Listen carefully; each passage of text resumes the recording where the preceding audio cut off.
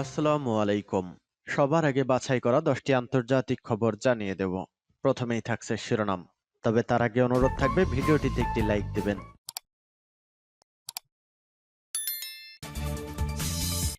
Ukraine যুদ্ধের 1 বছর, তবে কি সামনে তৃতীয় বিশ্বযুদ্ধ?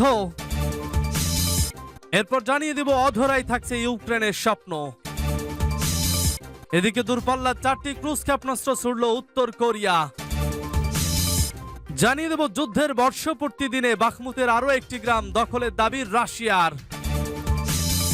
এবং জানিয়ে দেব মুসলিম যুবকদের জ্বালিয়ে দেওয়া গৌরক্ষকদের সমর্থনে হিন্দু সমাবেশ।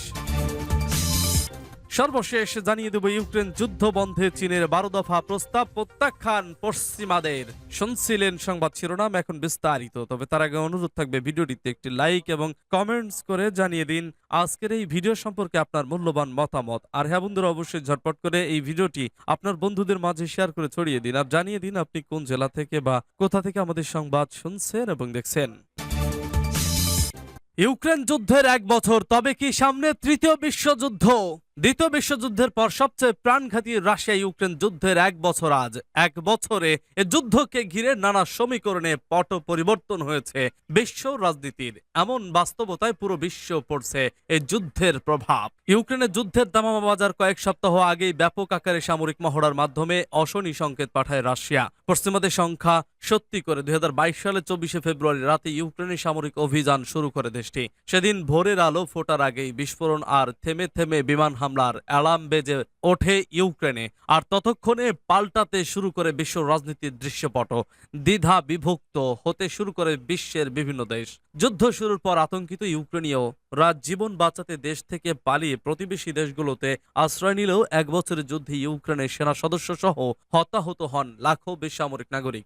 দীর্ঘদিন ধরে চলা যুদ্ধে মৃত্যুপুরীতে পরিণত হয়েছে ইউক্রেন। তবে বছর জুড়ে কূটনৈতিক কৌশল, সামরিক ও আর্থিক সহযোগিতায় ইউক্রেনকে নিচ্ছিদ্র নিরাপত্তার চাদরে ঢেকে রাখতে মরিয়া পশ্চিমারা। ইউক্রেনের তদবিরে সাড়া দিয়ে অত্যাধুনিক আকাশ প্রতিরক্ষা ব্যবস্থা হিমার্স রকেট, আব্রামোস, লিওপার্ড 2 ট্যাঙ্ক যুক্ত হয়েছে ইউক্রেনের অস্ত্র ভাণ্ডারে। এদিকে একের পর এক নিষেধাজ্ঞা আর শর্তের বেড়াজালে রাশিয়াকে কোণঠাসা করার চেষ্টা করে আসছে যুক্তরাজ্য সহ পশ্চিমারা। তবে পাল্টাপাল্টি নিষেধাজ্ঞার খড়গে উল্টো অর্থনৈতিক বিপর্যয়ের জর্জরিত ইউরোপী তেল নিয়ে তেল সেমাতি করার সুযোগও লুফে নেয় রাশিয়া।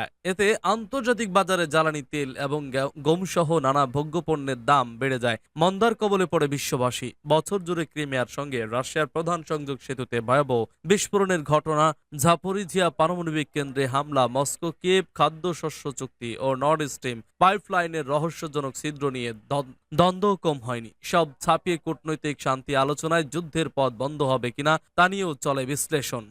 যদিও পুতিনের ক্রমাগত পরমাণু হামলার হুমকি, বাইডেনের কিয়েভ সফর ও চীনা প্রেসিডেন্টের রাশিয়া সফরের গুঞ্জন যুদ্ধ নিয়ে নতুন মেরুকরণের ইঙ্গিত দিচ্ছে বলে মনে করেন বিশ্লেষকরা। পাশাপাশি এতদিন কৌশলগতভাবে চীনের নিরপেক্ষ ভূমিকা দেখা গেলেও সম্প্রতি প্রকাশ্যে রাশিয়াকে সমর্থন দিয়ে উত্তেজনায় ঘি ঢালছে বেইজিং, এমনটাই মনে করেন বিশ্লেষকরা।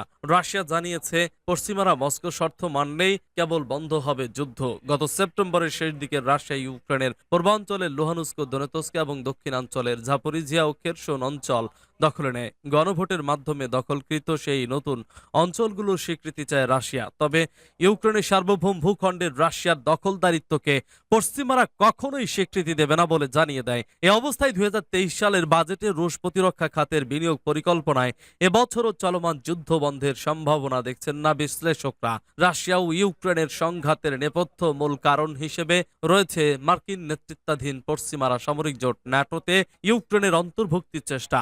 ইউ ও ন্যাটোতে যোগদান দেওয়ার আগ্রহ প্রকাশ করে ইউক্রেন। তবে ইউক্রেনের ন্যাটোভুক্ত হওয়া মানেই রাশিয়ার সার্বভৌমত্বের হুমকি উল্লেখ করে কিয়েভ ও তার মিত্রদের সতর্ক করে দেন রুশ প্রেসিডেন্ট ভ্লাদিমির পুতিন। এ নিয়েই মূলত টানাপোড়েন শুরু হয়। এছাড়া 2014 সালে রুশপন্থী তৎকালীন ইউক্রেনের প্রেসিডেন্ট ভিক্টর ইয়ানুকোভিচকে ক্ষমতাচ্যুত করার পর থেকে অঞ্চলটিতে আধিপত্য কমে যায় রাশিয়ার। অন্যদিকে ইউক্রেনের পূর্বাঞ্চলে রুশপন্থীদের বিচ্ছিন্নতাবাদী আখ্যা দিয়ে তাদের উপর দমন পীড়ন চালায় ইউক্রেন সরকার। ইউক্রেন সরকারের বিরুদ্ধে রুশ প্রেসিডেন্ট সেখানে গণহত্যা ও মানবতা বিরোধী অপরাধ সংগঠিত করারও অভিযোগ করেন। আর রুশ ভাষাভাষীদের রক্ষা করা ও ইউক্রেনের সামরিক অভিযান শুরুর অন্যতম কারণ হিসেবে বিবেচনা করা হয়। বিদ্রোহী নিয়ন্ত্রিত লুহানস্ক ও দনেতস্ককে স্বাধীন ঘোষণা করে গেল বছরের 24শে ফেব্রুয়ারি ইউক্রেনের সামরিক অভিযান শুরু করে রাশিয়া। অধরাই থাকছে ইউক্রেনের স্বপ্ন।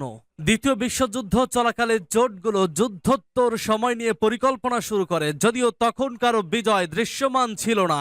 রাশিয়ার বিরুদ্ধে গত 1 বছর ধরে লড়ছে ইউক্রেন।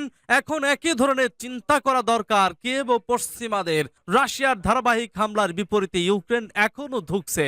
এই যুদ্ধের সমাধান হতে কয়েক মাস বা বছর লেগে যেতে পারে।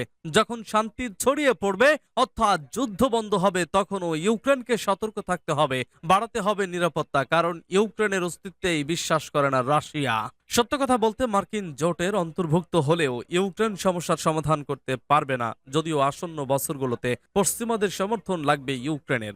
যুদ্ধ থেমে গেলেও পরিস্থিতি ঘোলাটে থাকবে। রাশিয়ার প্রেসিডেন্ট ভ্লাদিমির পুতিনের লক্ষ্য স্পষ্ট, ইউক্রেনের ভূমি দখলে নিতে মরিয়া তিনি। দেশটির সার্বভৌমত্বে বিশ্বাস করেন না পুতিন, তাই সংঘাতের তীব্রতা কমলেও সুযোগ বুঝে ফের আগ্রাসন চালাতে পারে মস্কো। পরিকল্পনার অংশ হিসেবে ন্যাটোর সদস্য হতে পারে ইউক্রেন। এতে নিরাপত্তার ক্ষেত্রে নতুন মাত্রা পাবে দেশটি। তাছাড়া এই প্রতিশ্রুতি ইউক্রেনকে দিয়ে আসছে পশ্চিমা জোট।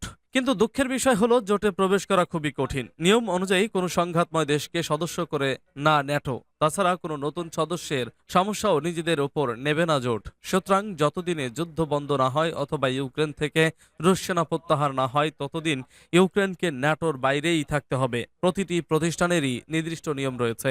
ন্যাটো চলে ঐক্যের ভিত্তিতে।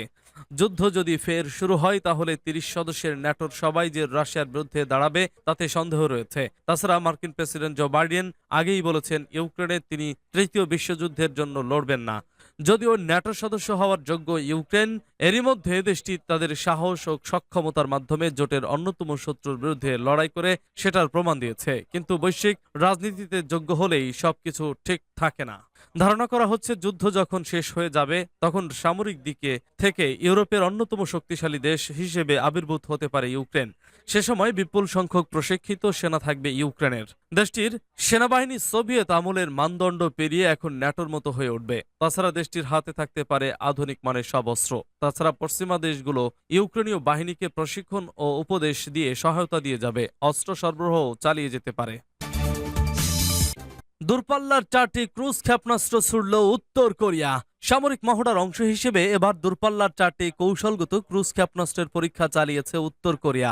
বৃহস্পতিবার এক মহড়ায় ক্ষেপণাস্ত্রগুলো পরীক্ষা করা হয়। দেশটির রাষ্ট্রীয় সংবাদ মাধ্যম কোরিয়ান সেন্ট্রাল নিউজ এজেন্সির বরাতে আল জাজিরা জানিয়েছে, শত্রু দেশের পারমাণবিক আক্রমণ প্রতিহত করার ক্ষমতা যাচাইয়ে পরীক্ষাটি করা হয়েছে। উত্তর কোরিয়ার পারমাণবিক হুমকির প্রতিক্রিয়া ওয়াশিংটন ডিসিতে যুক্তরাষ্ট্র ও দক্ষিণ কোরিয়ার সামরিক মহড়া চলছে।